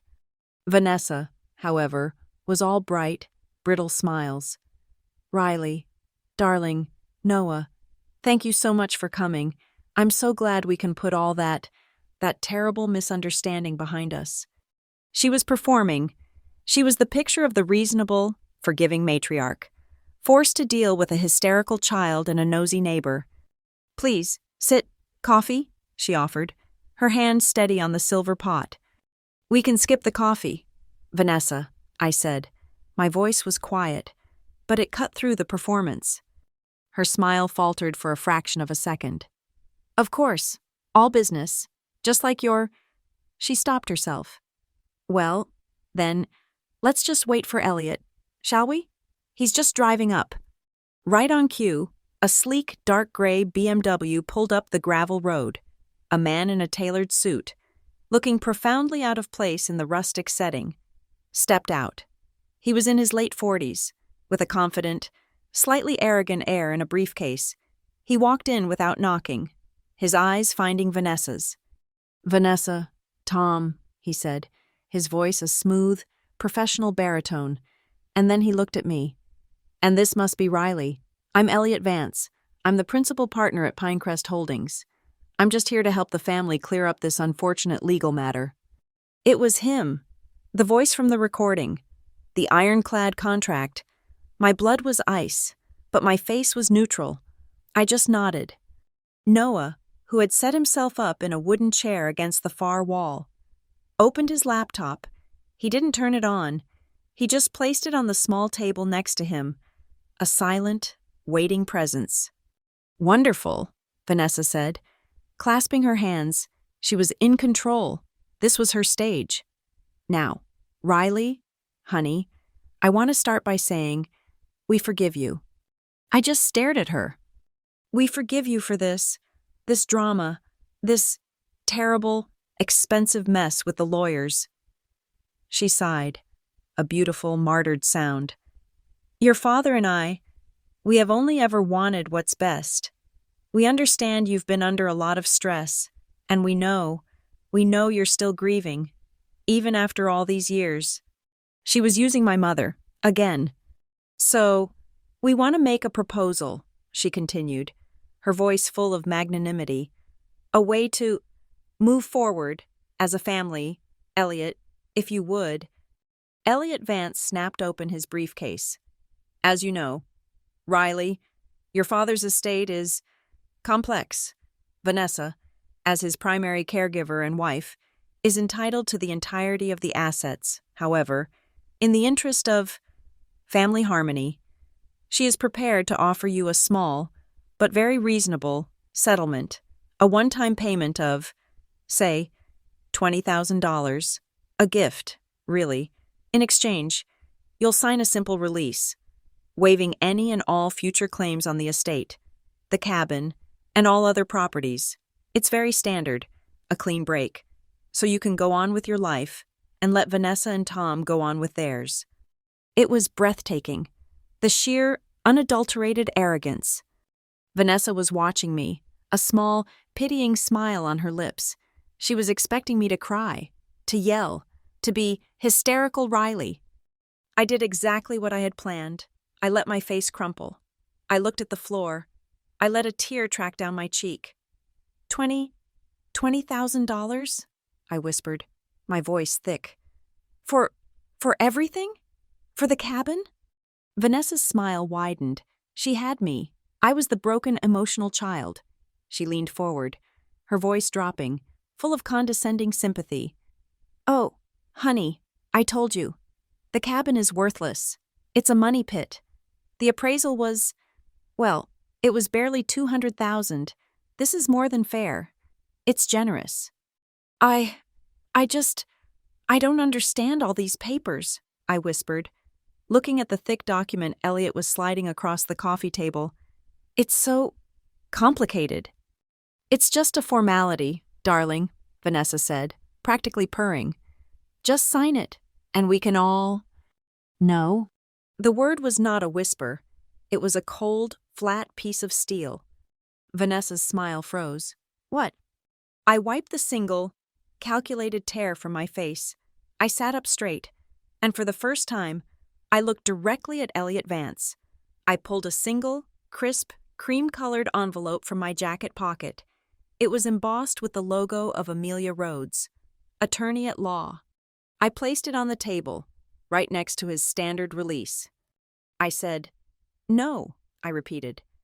"I won't be signing your agreement, because, as of 3 days ago, a judge in the county court has granted my attorney an emergency ex parte injunction. This," I tapped the envelope, "is your copy. It's a notice. All of my father's assets, all of your Pinecrest assets, and all of your personal accounts, Vanessa, are frozen." The color drained from Vanessa's face. My father, who had been a statue, flinched. What is this?" Elliot Vance said, his professional calm cracking. He snatched the envelope. "It's an injunction," I said, my voice as cold and clear as the lake outside. "Citing credible evidence of undue influence, conspiracy to commit financial fraud, and the coercive control of a vulnerable adult. That's my father. And that's you, Vanessa." You tricked me!" Vanessa shrieked, jumping to her feet. The mask of the gentle wife was gone, replaced by the red, contorted face of the woman from the loft. "This is a trick. You lied to me.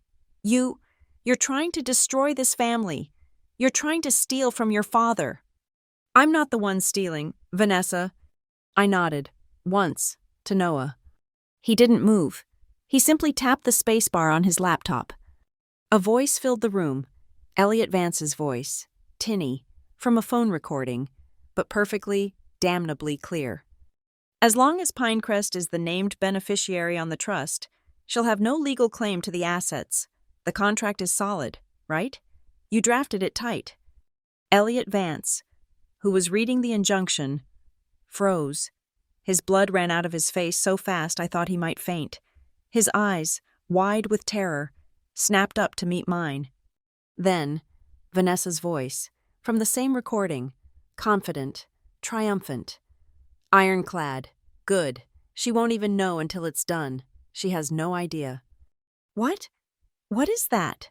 Vanessa stammered, looking at the laptop. That's fake.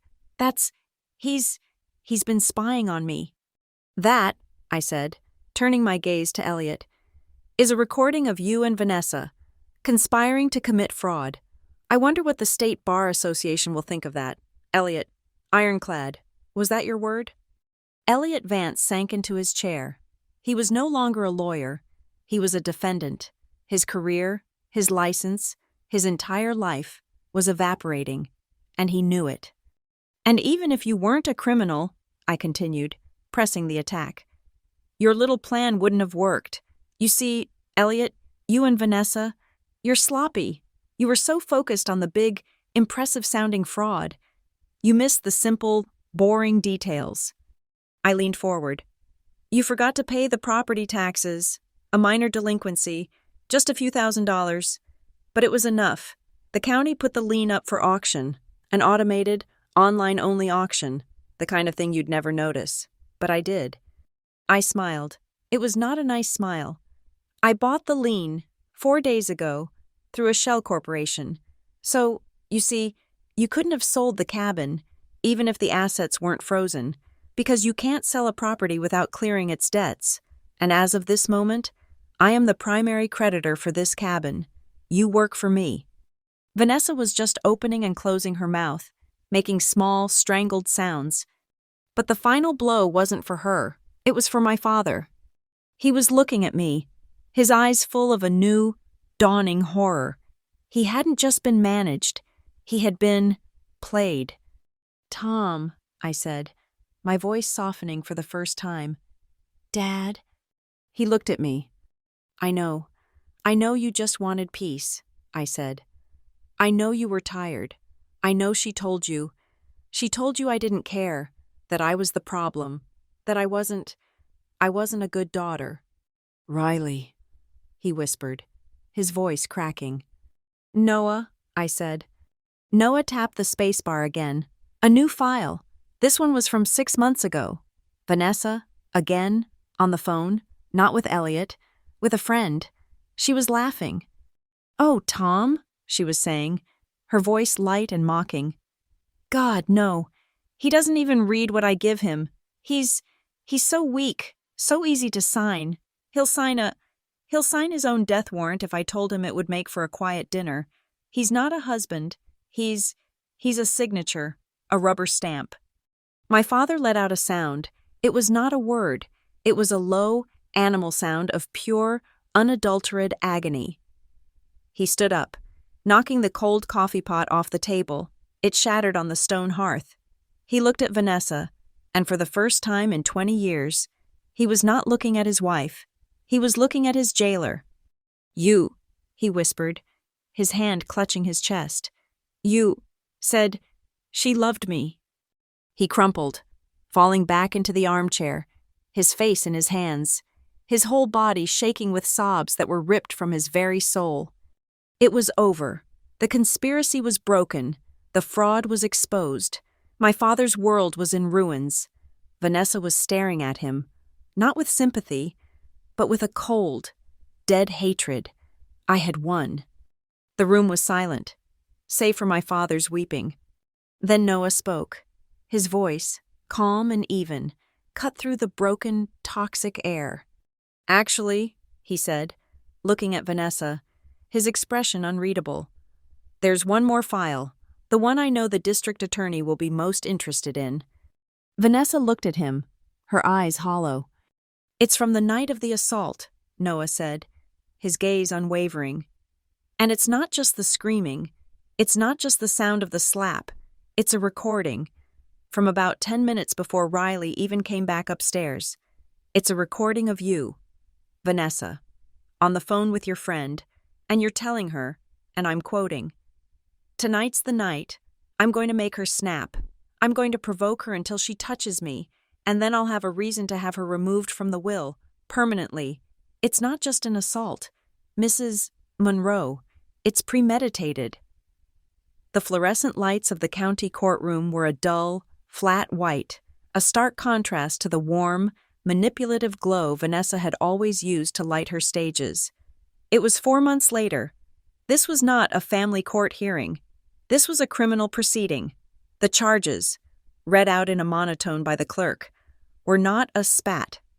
They were assault in the 3rd degree, conspiracy to commit financial fraud, and felony elder abuse through coercive control. Vanessa sat at the defense table, looking pale and small. She was no longer in cashmere. She was in a modest, ill-fitting gray suit, an outfit chosen by her lawyer to scream, "Frightened, gentle victim." It wasn't working. Her lawyer, a slick, overpriced man from Denver, had tried his best. "Your Honor," he'd said in his opening, "this is a tragic, but simple, family dispute, a disagreement between 2 women, a stepmother and a stepdaughter, who simply do not get along." The judge, a woman in her 60s with a face that looked like it had been carved from granite, peered down over her glasses. "Counselor," she said, her voice like gravel, "the presence of fraudulent corporate filings, a suppressed last will and testament, and a medical report detailing a concussion suggests we are well beyond not getting along. Let's proceed with the facts, shall we?" The prosecutor, a young, ambitious woman from the district attorney's office, called her first expert witness, Noah Keaton. He was the opposite of Vanessa's lawyer. He was precise. He wore a simple, dark jacket. He laid out his credentials: 15 years in forensic audio, his work on criminal investigations, his methodology. And then, the prosecutor played the first recording, the one from the night of the assault. The courtroom was dead silent. We heard my voice, shaking. "I am not fighting you. Vanessa," we heard her scream. "Get off me! You're attacking me!"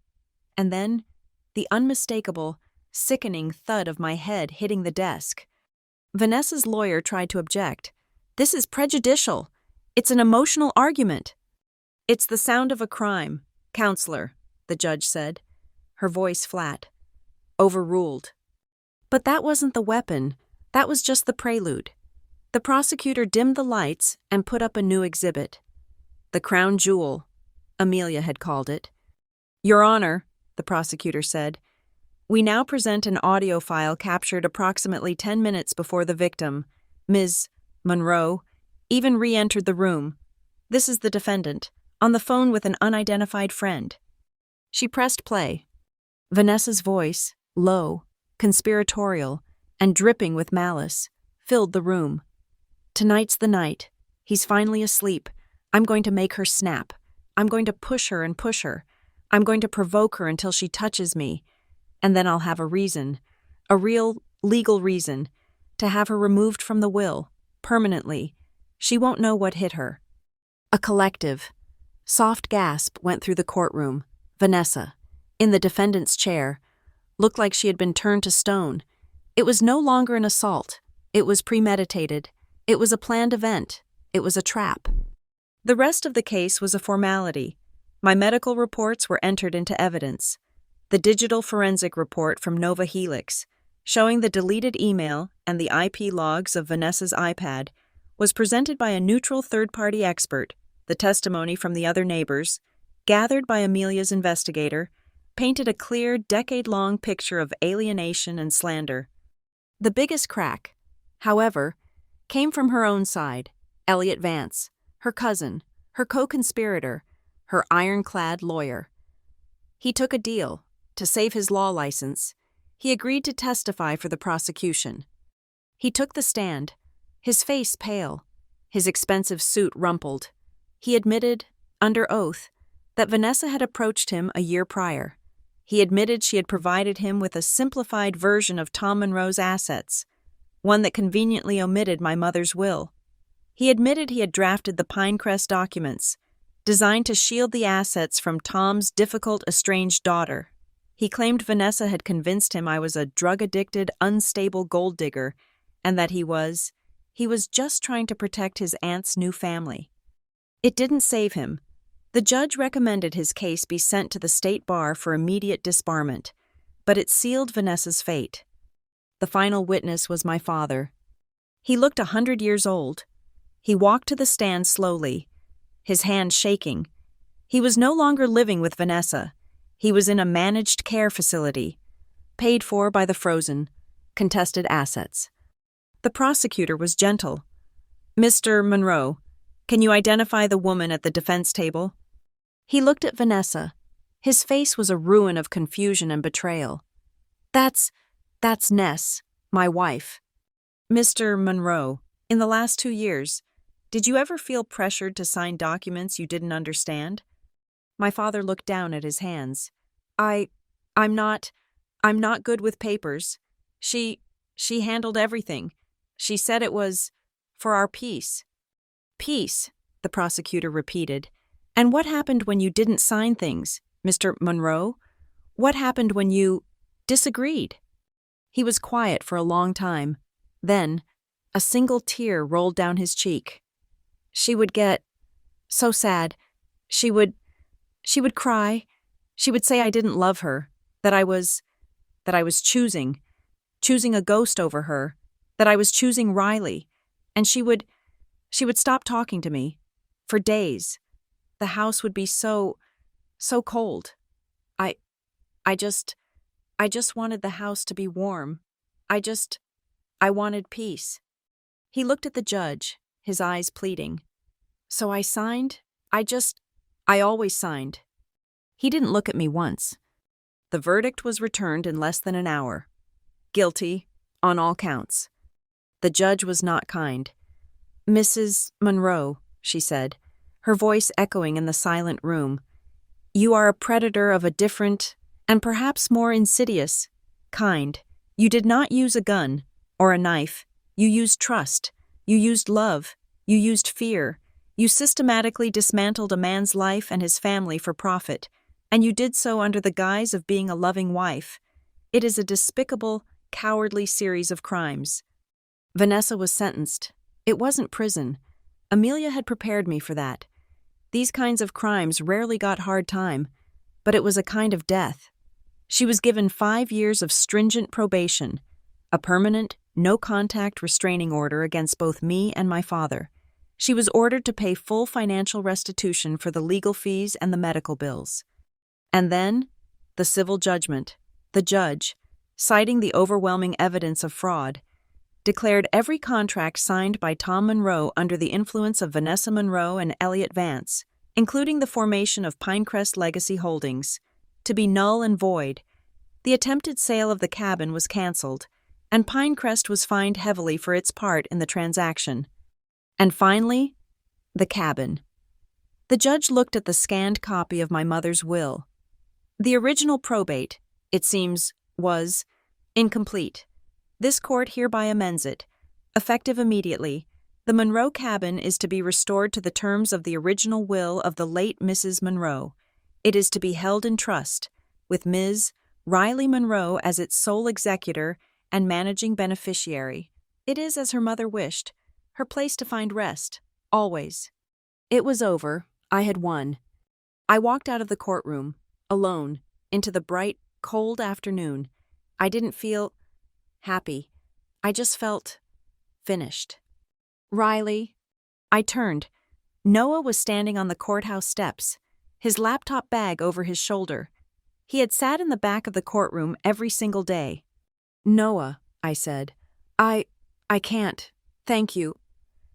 "You did the work," he said, his voice as calm as ever. "I just turned on the recorder." He reached into his bag and pulled out a single, tiny, black USB drive, different from the others. "This is the last one," he said. "The final copy? There's a file on here. It's the only one I never gave to the prosecutor. It's the only one Amelia never heard." I looked at him, confused. "What is it?" "It's from the afternoon you arrived at the cabin," he said. "Before the dinner, before the fight, before any of it. It was about 4 p.m. You were still on the road. Vanessa was inside, cooking. Your father. He was on the porch, alone. He was just talking to himself." He held out the drive. "It's the only thing I thought. It was the only thing I thought you should keep for yourself." I took the drive from his hand. Our fingers brushed.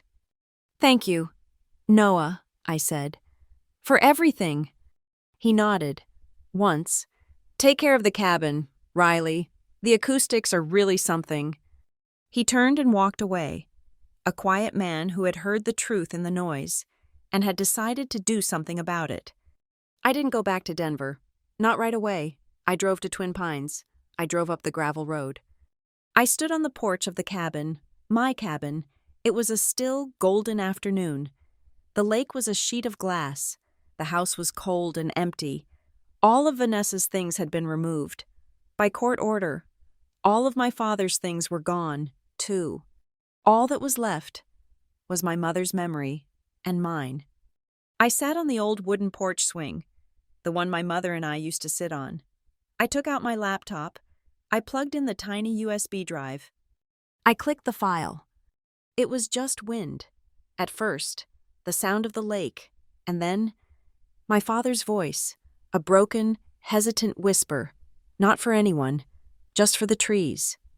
"I'm sorry," he whispered. "I'm so sorry. Sarah, she's coming today. Our Riley. She's so strong now, so smart. She's everything we knew she would be. She's better than I am." He took a long, ragged breath. "And I'm such a coward. I'm so afraid of being alone. I let this woman, I let her make our house so ugly. And I didn't stop her. I didn't stand up for our girl. I didn't stand up for you." He was crying, a quiet, hopeless sound. "I'm so sorry, Riley. I always knew. I just wasn't strong enough. I'm so sorry." The recording ended. There was just the sound of the wind. I closed the laptop. I sat on the swing, the chains creaking, just as they always had. I looked out at the water, at the pines, at the setting sun. I had come here looking for a reconciliation. I had found a conspiracy. I had fought a war. I had won. But listening to that file, I realized I had never needed him to say it to me. I had never needed his validation or his permission to be strong. His confession didn't change what he'd done. It didn't absolve him of his cowardice. It just was a sad, quiet fact. I finally felt peace. Not his peace, that empty, cowardly silence he'd chased, but my own. The cabin was no longer a prison. It wasn't a crime scene. It wasn't a monument to a painful past. It was just a house I had fought for, a house I had reclaimed, not with tears or with anger, but with my own mind, my own strength, my own will. It was my mother's gift, and now it was my trophy.